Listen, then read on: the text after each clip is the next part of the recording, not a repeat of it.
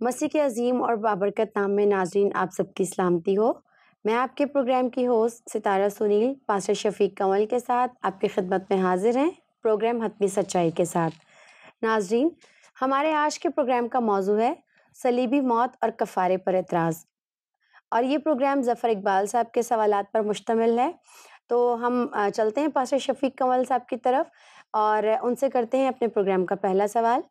Pastor साहब, हम आज के प्रोग्राम में आपको वेलकम करते हैं और एक दफ़ा फिर ज़फ़र इकबाल साहब के काफ़ी मुश्किल और लंबे सवालात हैं और उम्मीद है कि आप इनके जो हैं वो जवाबात बेहतर तौर पर दे सकेंगे।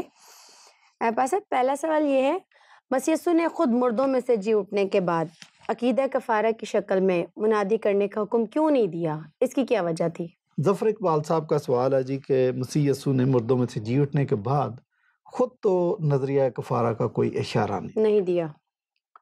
बात करते हैं इस पे। जी। देखें, मसीह यीशु की ज़मीनी खिदमत के दौरान मसीह यीशु ने कई दफ़ा कफारे का जिक्र किया, वो बल्कि बरमला किया, और ओल्ड टेस्टामेंट भरा पड़ा है सहाइफ़े अंबिया के अंदर, इवन ज़बूर के अंदर।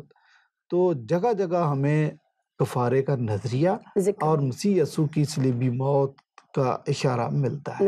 22 ज़बूर के अंदर तकरीबन सिर्फ एक ज़बूर के अंदर 16 पेशगोइयाँ हैं, और यसाया 53 बाब भी इसी तरफ इशारा करता है। बल्कि मैं कहूँ कि 300 प्रोफेसीज ओल्ड टेस्टामेंट के अंदर है जो मसीह यीशु के कफारे पर, सलीबी मौत पर मुंतबिक होती है। अब आपका सवाल स्पेसिफिकली ये है कि जी उठने के बाद मसीह यीशु ने नहीं मुनादी की, कफारे की बात नहीं की। आप जब तक बाइबल को मुकम्मल तौर पर नहीं पढ़ते तो आपको कहानी समझ नहीं आती। मसीह यीशु ने जो 7 सलीबी कलमात पढ़े हैं वो भी मसीही मिशन का हिस्सा है, और मसीह यीशु ने एक एक दो बातें की तो दरिया को कूजे में बंद कर दिया, और जो कलाम को समझने वाले लोग उनको समझ आती है कि वो कफारे की तरफ इशारा कर रहे थे। ये दुरुस्त बयान नहीं है, उनका एतराज़ दुरुस्त नहीं है कि मसीह यीशु ने जी उठने के बाद ये जिक्र नहीं किया। मरकज़ 16वें बाब की 15वीं आयत में मसीह यीशु ने शागिर्दों को ये कहा कि सारी खल्क के सामने जाकर अंजील की मुनादी करो। मुनादी क्या है? अंजील की मुनादी क्या है?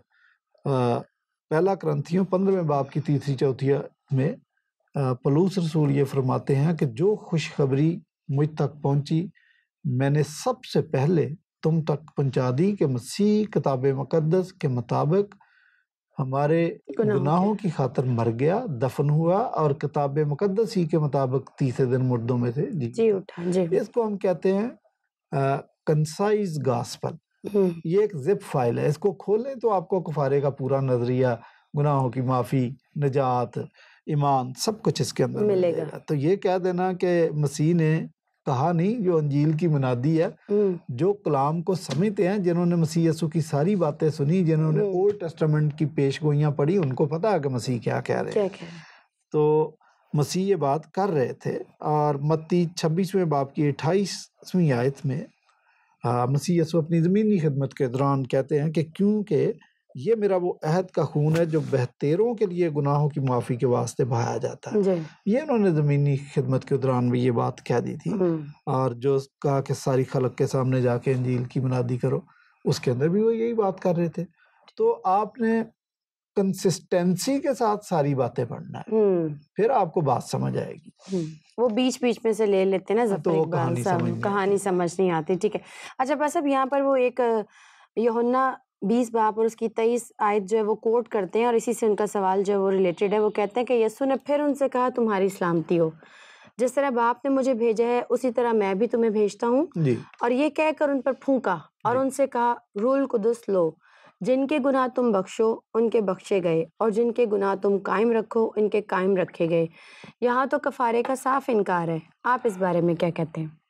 कहीं पे भी कफारे का इनकार नहीं है। बाइबल मुकद्दस तो कफारे के नजरिए के गिर्द ही घूमती है। बल्कि मैं आपको एक बात बताऊं कि इस्लाम में और मसीहत में जो बेसिक फ़र्क है वो कफारे की वजह से। कफारे की जो रूट है वो लफ्ज़ है 3 सहरफी लफ्ज़ है, एक काफेरे, काफार। इब्रानी में भी काफार और अरबी के अंदर भी काफार। तो सेम है, सेम लफ्ज ठीक है, है। इसका मतलब ढांपना भी होता है। अब बाइबल ने जो कफार से लफ्ज बनाया वो है कफारा। ठीक। सैकड़ों की तादाद में बाइबल में आपको कफारे के अल्फाज मिल जाएंगे। इस्लाम ने जो कफार से लफ्ज अखज़ किया वो कुफर और काफर किया। तो बेसिक फर्क ही हमारी थियोलॉजी का ये है, इसलिए उनको कफारा नजर ही कहते, उनको तो कुफर और काफर ही नजर आएगा। ठीक है। तो इसलिए वो कहते हैं जी कि हमें यहाँ पे कहीं नजर नहीं आया कफारे का इनकार। मसीह यीशु ने कहा तुम्हारी सलामती हो। ये जी उठने के बाद शागिर्दों को ये बात कही थी कि जिस तरह बाप ने मुझे भेजा इसी तरह मैं तुमको भेजता हूँ। अगर आप इन्हीं दो बातों पर गौर कर ले तो आपको पता चलेगा कफारे का इनकार नहीं है। मसीह मिशन ही यहीं से स्टार्ट होता है कि बाप ने मुझे भेजा, मिशनरी बना के भेजा था, कफारे के लिए भेजा था और सलीबी मौत के लिए भेजा था, गुनाहों से माफ़ी देने के लिए भेजा था। तो ये मिशन यीशु मसीह ने कंप्लीट किया और कहा कि तमाम हुआ। तो बाप ने मुझे भेजा, एज अ मिशनरी भेजा था। फिर इसी तरह मैं तुम्हें भेजता हूँ। तो शागिर्दों को मिशनरी बना के भेजा, पूरी दुनिया के अंदर भेजा, अक़वाम आलम के अंदर भेजा।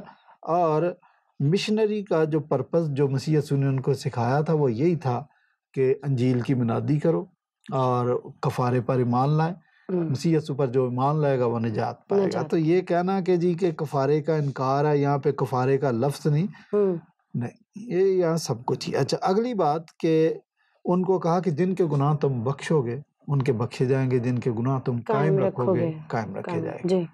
अगर आप बाइबल को क्लैरिटी के साथ, कंसिस्टेंसी के साथ आप पढ़ते हैं और सारा पढ़ते हैं, तसलसल के साथ पढ़ते हैं, तरतीब के साथ पढ़ते हैं, तो फिर ये बातें आपकी आंखों से उजल नहीं रह सकती। लेकिन मुसलमान का चूंकि तरीकाकार ये है कि वो कहीं कहीं से हवाले पिक करता, कहीं से तो लफ्ज ही एक उठा लेता, पूरा फिक्रा भी नहीं उठाता। उसको कहानी क्या समझ आएगी। गुनाह बख्शना मुनादी के नतीजे में, कि जब आप मुनादी करोगे तो जो तौबा करेगा, मसीह पर ईमान लाएगा, तो फिर उसके गुनाह बख्शे जाएंगे। और जिनके कायम रखना, ये भी मुनादी के नतीजे में है कि आपने मुनादी कर दी, उन्होंने इनकार कर दिया, ईमान नहीं लाया। तो मसीह यीशु ने कहा था अगर कोई ईमान ना लाए तो वहां पर अपने पाँव की गर्द झाड़ के वापस आ जाना। तो आप चीजों को समझते नहीं है। कफारा यहाँ पे माइनस नहीं है, आपको समझ नहीं आया। अगर आप सारी बाइबल को, और खासकर ऐसी बातें इनके कॉन्टेक्स्ट के अंदर, इमीडिएट कॉन्टेक्स्ट के अंदर और ब्रॉड कॉन्टेक्स्ट के अंदर, जब तक इन चीजों को नहीं देखते आपको चीजें नहीं समझ आएगी। ठीक है। अच्छा जी, पास साहब, ये जो मैं अगला सवाल पूछने वाली हूँ ऊपर वाले सवाल से ही लिंक करता है। और उन्होंने कहा कि शागिर्दों को गुनाह माफ करने का इख्तियार बिला शर्त है, इससे अकीदा कफारा की जड़ सफाई से कट जाती है। आप इस पे थोड़ी सी रोशनी डालिए। जो पहले सवाल जहाँ से आपने बात उठाई थी, जो पहले सवाल आप पूछे, ये वही तसलसल के साथ है। वही सवाल आ रहे हैं कि अकीदा कफारा गलत है, जो वो साबित करना चाह रहे हैं। अकीदा कफारा की जड़ सफाई से कटे या वैसे कटे या काटने की कोशिश, ऐसा मुमकिन ही नहीं है। देखें, मैं आपको बताऊं कि वो बाइबल की तालीमात पढ़ के तो कहते हैं कि जैसे शागिर्दों को गुनाह माफ करने का इख्तियार था, तो इसमें कफारे की शर्त ही नहीं है शर्त। आप समझते नहीं है। मैं आपको बताऊं कि चले आप बाइबल पे एतराज करते हैं, आपने अपना मवाद देखा, आपने हदीस को नहीं देखा। सही मुस्लिम की हदीस जिल्द नंबर 6, वहां पर एक हदीस है कि रोज़े क़यामत हर एक गुनाहगार मुस्लिम एक अदद क्रिश्चियन या एक अदद यहूदी को कफारे के तौर पर या फिदिये के तौर पर दोज़ख में डालेगा, तो फिर वो मुसलमान जन्नत में जा सकेगा। अच्छा, इन 3 लोगों का कफारा दिया जाएगा? 2 लोगों का, या मसीही का या यहूदियों का। तो फिर मुस्लिम बचेगा? फिर बचेगा। तो आप कफारे को मान रहे हैं, आप फिदिये को मान रहे हैं जहां आपको जरूरत है। इधर आप कह रहे हैं कि नहीं जी, ये तो उसकी शर्त ही नहीं है, कफारे की शर्त है। ईमान लाना आपने, और जब तक आप मसीह यीशु पर ईमान नहीं लाते, उसके कफारे पर, उसकी सलीबी मौत पर ईमान नहीं लाते, अपने गुनाहों की माफ़ी नहीं पाते या माफ़ी नहीं मांगते या अपने गुनाहों से तौबा नहीं करते, तो आपकी निजात मुमकिन नहीं है। तो ये सारी चीज़ें हैं, एक पैकेज है कंप्लीट जी। आप एक चीज़ को पिक करके गए नहीं जी ये तो ऐसे ही है, नहीं, आपने सारी बाइबल को पढ़ना। मैंने कहा इन सारी चीज़ों का एक ब्रॉडर कॉन्टेक्स्ट है, और ये नजरियात जो हैं आपस में जुड़े हुए। ठीक है, बस अब अगले सवाल की तरफ पढ़ते हैं। जब सलीबी मौत से गुनाहों की माफ़ी हो गई तो किसी के गुनाह माफ करने या कायम रखने के क्या मायने हो सकते हैं? नहीं, सलीबी मौत से माफी होगी, इसको भी समझें। बाज़ क्रिश्चियन ऐसी चीजें समझाने से कासर रहते हैं और आम क्रिश्चियन को शायद थियोलॉजी का इतना डीप पता भी नहीं होता। ठीक है, मैं समझता भी हूँ कि हर क्रिश्चियन को इतनी डीप थियोलॉजी जानने की जरूरत भी नहीं, उसको सिर्फ इतना जानना चाहिए कि मसीह यीशु के कफारे पर ईमान लाना जरूरी है। लेकिन कफारा आलमगीर है, इसमें कोई शर्त नहीं, निजात आलमगीर है, इसमें कोई शर्त नहीं, लेकिन इसका इतलाक ईमानदारों पर होता है। जब तक आप ईमान नहीं लाते तो कफारे का इतलाक आप पर नहीं होता। मैं आपको शायद ये मुश्किल लगे और जफर इकबाल को तो बहुत ही मुश्किल बात लगेगी शायद, अगर वो समझना चाहें तो शायद उनके लिए आसान हो। ठीक है, लेकिन मेरा तो फर्ज बनता ना कि मैं उनकी आंखें खोल दूं और उनके कान भी खोल दूं ताकि उनको समझ आए। ये कफारा आलमगीर है, निजात आलमगीर है, इसको आप ऐसे समझ लें कि दाता दरबार पे चावल बट रहे हैं और वो फ्री में बटते हैं। ठीक, ऐलान कर दिया जी कि फ्री में चावल बट रहे हैं। तो आपका क्या ख्याल है कि ये चावल हर शख्स को मिल जाएंगे? नहीं, मिलेंगे चावल उसको फ्री में। किसको मिलेंगे? जो जाके लाइन में लगेगा और जाके अपनी झोली उनके आगे करेगा, उसको मिलेगा। मसीह यीशु का कफारा नो डाउट आलमगीर है, अक़वाम आलम के लिए, हर एक शख्स के लिए। खुदा कहता है वो किसी गुनाहगार इंसान की हिलाकत नहीं चाहता, बल्कि ये चाहता कि हर इंसान की तौबा तक नौबत पहुंचे। लेकिन आपको कफारे से फैज़याब होने के लिए मसीह यीशु पर ईमान लाने की जरूरत है, उसके पास आने की। तो फिर ये कफारा आप पर कारगर होगा। अब आप कहते हैं कि मैं मसीह को भी नहीं मानता, मैं उसके मसीह होने को भी नहीं मानता, मैं उसकी सलीबी मौत को भी नहीं मानता, मैं उसके कफारे को भी नहीं मानता, मैं गुनाहों की माफ़ी को भी नहीं मानता, मैं मसीह यीशु के इख्तियार को भी नहीं मानता, इवन कि मैं तो इंसान के गुनाहगार होने को भी नहीं मानता, तो आपको निजात कैसे मिलेगी? ज़रूरत नहीं है। ये सारी चीज़ें समझने की ज़रूरत है। पिछले सवाल में आपने कहा कि वो कफारा जो है गुनाहों की माफ़ी बिला शर्त है। मैं उसमें एक बात और आपको बताऊं कि शमौन एक बुजुर्ग था जिसने मसीह यीशु को बचपन में देखा था, हैकल में जब उसकी माँ लेके आई, तो वहां पर उसने कहा कि मैंने खुद दुआ की खुदा से और उसने कहा कि अय खुदा मैंने तेरी निजात देख ली है। तो कफारा तो मसीह यीशु के बचपन से शुरू हो गया था, बल्कि जब फरिश्तों ने चरवाहों को खबर दी तो उसने कहा कि उन्होंने क्या पैगाम दिया था कि आलम बाला पर खुदा की तमजीद और जमीन पर उन आदमियों से जिनसे वो राजी है सुलह। ठीक, उम्मीद है ज़फ़र इकबाल साहब को अपने सवाल का जवाब बेहतर तौर पर मिल गया होगा। बस अब अगले सवाल की तरफ पढ़ते हैं और अगला सवाल ये है कि जब मसीह ने जिस्म के एतबार से दुख उठाया तो तुम भी ऐसा ही मिजाज इख्तियार करके हथियारबंद बनो। पहला पत्रस 4 बाब और उसकी पहली आयत कोट की जा रही है इस सवाल के लिए, क्योंकि जिसने जिस्म के एतबार से दुख उठाया उसने गुनाह से फरागत पाई। पत्रस के नज़दीक कफारे की बजाय जिस्मानी दुख उठाना ज़रूरी था? इस पर पहले तो आप हवाला पढ़ें। आप देखिए, कोई भी शख्स कोई एक आयत कहीं से उठा के पढ़ लेता है ना, तो फिर अपने मतलब निकाल लेता है। आपने जो हवाला पढ़ा वो पहला पत्रस 4 बाब चौथे बाब की पहली आयत जी, तो साथ दूसरी भी पढ़ लें ताकि क्लियर हो जाए बात, और तीसरी भी पढ़ लें तो और क्लियर हो जाए। बस जबकि मसीह ने जिस्म के एतबार से दुख उठाया तो तुम भी ऐसा ही मिजाज इख्तियार करके हथियारबंद बनो, क्योंकि जिसने जिस्म के एतबार से दुख उठाया उसने गुनाह से फरागत पाई। जफर इकबाल साहब ने यहाँ तक पढ़ा, आगे भी पढ़ लेते, ताकि आइंदा को अपनी बाकी जिस्मानी जिंदगी आदमियों की ख्वाहिशों के मुताबिक ना गुजारे बल्कि खुदा की मर्जी के मुताबिक, इस वास्ते कि गैर कौमों की मर्जी के मुवाफिक काम करने और शहवत परस्ती, बुरी ख्वाहिशों, मैख्वारी, नाच रंग, नशाबाजी और मकरूह बुत परस्ती में जिस कदर हमने पहले वक्त गुजारा वही बहुत है, अब नहीं गुजारना। तो ये ज़फ़र इकबाल साहब ने ये बातें नहीं पढ़ी। तो गुनाह से फरागत पाई, जिस्म के एतबार से दुख उठाया, इसका मतलब है कि कुछ कुर्बानी आपको देनी पड़ेगी। आपको ये बुरे काम जिस्मानी काम जिनके आप बहुत आदी थे वो अब आप छोड़ दे। जफर साहब ने नहीं पढ़ा, बहरहाल ठीक है, उन्होंने 2-3 बातों की तरफ इशारा किया है। वो जो बात कह रहे हैं वो कह रहे हैं कि कफारे के लिए जरूरी, मसीह यीशु का कफारा जरूरी नहीं है निजात पाने के लिए, बल्कि निजात पाने के लिए जिस्मानी दुख आप उठाएं। शायद वो इशारा कर रहे हैं तपस्या की तरफ। बाद लोग खुदा को राजी करने के लिए, अपने देवताओं को राजी करने के लिए, जिन्नों भूतों को राजी करने के लिए तपस्या करते हैं, जंगलों में चले जाते जंगलों में बैठ जाते हैं, कान पे खड़े हो जाते हैं, नाखून भी नहीं काटते, बाल भी नहीं काटते, इस किस्म की तपस्या करते हैं शायद कि हमें हमारे जिस्म को निजात मिल जाए। मसीहत का ये तसव्वुर नहीं है। मुझे नहीं पता इन्होंने कहाँ से उस बात को गलत पिक कर लिया। वही बात, एक ये इब्लीस का तरीका है कि आप आउट ऑफ कॉन्टेक्स्ट एक आयत उठा लेते हैं, ना उसके आगे पढ़ते हैं ना पीछे पढ़ते हैं। अच्छा चलो, अगर वो खुद ही उन्होंने ये बात भी इसकी तरफ भी इशारा कर दिया कि शायद ईज़ा रसानी मसीहत का जुज़्वे लाज़िम है। हाँ, अगर इस तरफ इशारा हो कि हमें जिस्मानी दुख उठाना मसीहत की खातर, तो मैं समझता हो सकता, क्योंकि मसीह यीशु ने कहा कि जब हरे दरख्त के साथ ऐसा किया जाता तो सूखे के साथ क्यों ना किया जाएगा। लोग तुमको अदालतों में खींचेंगे, कोड़े मारेंगे, कत्ल करेंगे।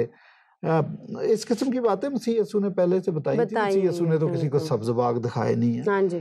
तो मैं मानता हूँ कि मसीहत में ईज़ा रसानी भी एक हमारे समझे के ईमान का हिस्सा है। ईमान का हिस्सा हमें मसीह की खातिर दुख उठाना पड़ेगा। बिल्कुल। और अगर दुख उठाना पड़े तो हमें इससे पीछे नहीं हटना चाहिए, क्योंकि बाइबल कहती है कि जान देने तक वफादार रहे तो तुझे जिंदगी का ताज मिलेगा। पासा वैसे भी अगर मसीह हिस्ट्री उठा के देखी जाए तो बेशुमार ऐसे लोग हैं जो मसीहत की खातिर कट मर गए, शहादत कबूल। 4.5 करोड़ मसीही शहीद हो चुके हैं। 4.5 करोड़।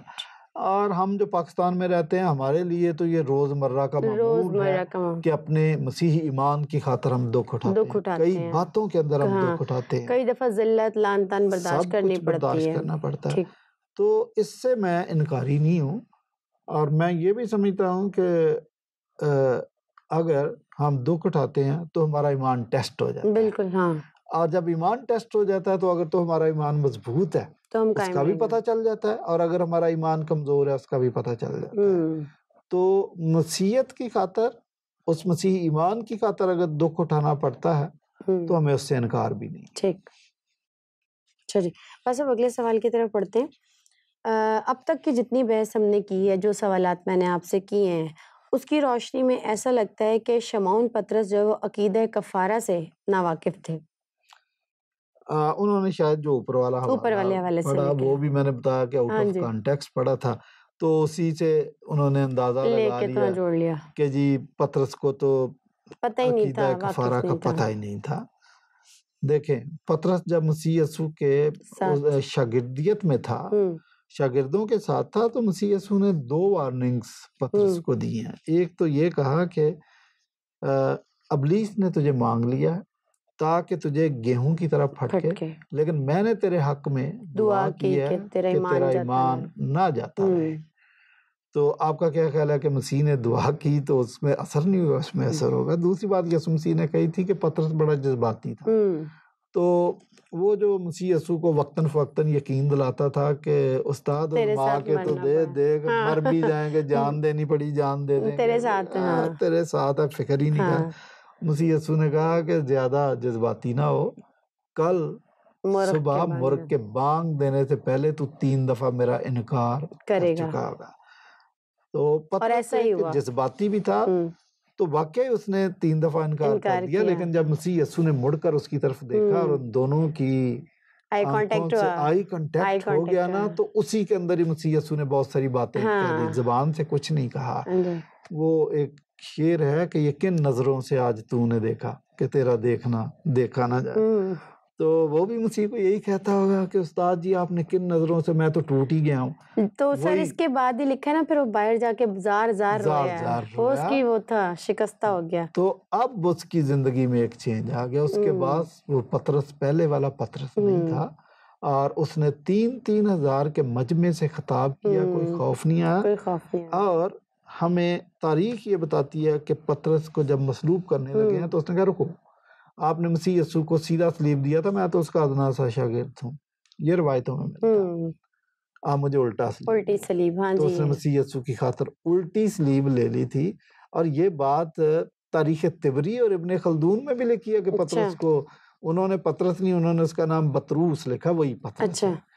कि उल्टी स्लीब ले ली। तो जो शख्स मसीह यीशु के लिए उल्टी स्लीब लेने के लिए तैयार था, अपनी डिमांड पे उसने उल्टी स्लीब ली। आप कहते हैं कि उसको कुफारे का पता ही नजरिया नहीं नहीं पता, था। उसको पता था। मैं पतरस के खत की एक और बात आपको पढ़ के बताता हूँ, जिसके मतलब कह रहे हैं जी उसको पता नहीं था। हाँ, ही वो ये बात उसको क्लियर करेगी यार। वो जी जी। उसको पता था। पहला पतरस पहले बाब की 19वीं आयत, इसमें लिखा कि तुम्हारी खुलासी फानी चीजों यानी सोने चांदी के जरिए से नहीं हुई, बल्कि एक बेऐब और बेदाग बर्रे यानी मसीह के बेशकीमत खून से हुई। जी। इस शख्स के बारे में आप कह रहे हैं कि उसको कुफारे के नजरिए का पता बिल्कुल नहीं था। हाँ। उसको पता था, आपको नहीं पता शायद। और आप पता भी नहीं करना चाहते। ठीक है। बस अब अगले सवाल की तरफ पढ़ते हैं। मोहम्मद सईद काजी साहब है ये। इन्होंने एक सवाल किया है, अगर अनाजील की रूह से बाज इंसान बेगुनाह साबित हो भी जाते हैं तो कफारे का फिर कोई फायदा ना रहा कि अंजील की वजह से। देखिए ये तो मोहम्मद सईद काजी साहब डॉक्टर हैं, ये यूनिवर्सिटी में पढ़ाते हैं। मैं समझता हूँ कि उन्होंने अपने स्टेटस म्यार के मुताबिक ये सवाल नहीं किया। जितनी गहरी सोच वो रखते हैं उनको कोई बेहतर सवाल करना चाहिए था। चले बहरहाल इससे भी उनकी कंफ्यूजन दूर हो जाएगी इसके जवाब से। इस दुनिया के अंदर कोई इंसान भी परफेक्ट नहीं है, वो गुनाहगार है। बाइबल कहती है कि सब ने गुनाह किया और वो खुदा के जलाल से महरूम है। तो पहली बात तो ये है कि आपको सदियां लग जाएंगी कि इंसानों को बेगुनाह साबित करने। इंसान बेगुनाह नहीं। बाइबल की खूबसूरत बात यही है कि ये एक सिक्का है जिसके दो रुख हैं। एक रुख ये है कि खुदा की जात बेऐब बेगुनाह है और पाक है। अच्छा, और दूसरा रुख सिक्के का ये है कि इंसान गुनाहगार है। इंसान अपनी बेहतरीन हालत में गुनाहगार है। इसी वजह से बाज बड़ी बड़ी आला शख्सियात के किस्से या उनके बाज वाकयात बाइबल में लिख दिए गए हैं। तो लोगों को शायद बुरा लगता है कि नहीं ऐसा तो नहीं, लेकिन ये एक आईना है। ये बताती है कि इंसान गुनाहगार है, इससे गुनाह सरजद। तो पहली बात तो ये है कि मोहम्मद सईद काजी साहब को ढूंढना पड़ेगा कि वो इंसान है कौन सा ये बेगुनाह, और उनको नहीं मिलेगा। तो जब ये बात है तो फिर बाइबल की बात सच है कि हर इंसान गुनाहगार है। सबने गुनाह किया। तो बल्कि अगर कुरान मजीद की सूरह नहल की एक आयत है, शायद आयत का नंबर मेरे ज़हन से स्लिप हो रहा है, कि अगर अल्लाह ताला इंसानों के गुनाहों का मुआखजा करे तो कोई जानदार भी उसके हुजूर खड़ा नहीं हो सकता। जी। तो ये ज़बूर की भी बात यही है। भी हाँ जी है। अगर तो कह देना चाहिए कि जी इंसान बड़े पाकबाज हैं तो लिहाजा उनको कुफारे की जरूरत नहीं है। और मैं आपको बताऊं कि बाद इंसान अपनी इसी हठ धर्मी की वजह से मारे जाते हैं कि वो कहते हैं कि हम रास्तबाज, हमें कुफारे की ज़रूरत ही नहीं है, और मसीह के कुफारे को रद्द कर देते हैं और वो अपने लिए जहन्नम का रास्ता चुन लेते हैं। बल्कि वो बाइबल की वो बड़ी खूबसूरत बात है कि सलीब का पैगाम हलाक होने वालों के नजदीक तो बेवकूफ़ी, लेकिन हम निजात पाने वालों के लिए खुदा की कुदरत है। वो शायद जी बिल्कुल इसीलिए लिखी गई है। अच्छा, बस अब जफर इकबाल साहब का एक और सवाल है। वो कहता है कि यीशु को किसने मसा किया, कब किया और कहाँ किया? ये उनकी एक बड़ी तशवीश है कि भी कब मसा किया गया उसको। ठीक है, उन्होंने दाऊद का वाकया पढ़ा होगा ना कि दाऊद को सैमुएल ने मसा किया, तो वो तो बड़ा क्लियर नजर आ गया। तो मसीह के बारे में मसीह को कैसे मसा किया? तो मैं इसीलिए मुसलमानों को ये मशवरा दिया करता हूँ कि बाइबल को पूरा पढ़ें, और एक दफ़ा नहीं सैकड़ों दफ़ा मैंने ये मशवरा हाँ जी बिल्कुल कि जब ये पूरा नहीं पढ़ते इनको कहानियाँ समझ में नहीं आती। यसाया 61 बाब की पहली 2 आयत के अंदर ही मसीह यीशु ने लिखा कि मुझे मसा किया गया, और इसी को जब उन्होंने अपनी ज़मीनी खिदमत का आगाज किया तो कोट भी किया। मैं पढ़ देता हूँ लूका की इंजील 4 बाब उसकी 18वीं आयत। खुदावंद का रूह मुझ पर है, इसलिए कि उसने मुझे गरीबों को खुशखबरी देने के लिए मसा किया, और उसने मुझे भेजा है कि कैदियों को रिहाई और अंधों को बिनाई पाने की खबर सुनाऊं, कुचले हुओं को आज़ाद करूं और खुदावंद के साले मकबूल की मनादी करूं। एक जगह नहीं 20 जगह लिखा है।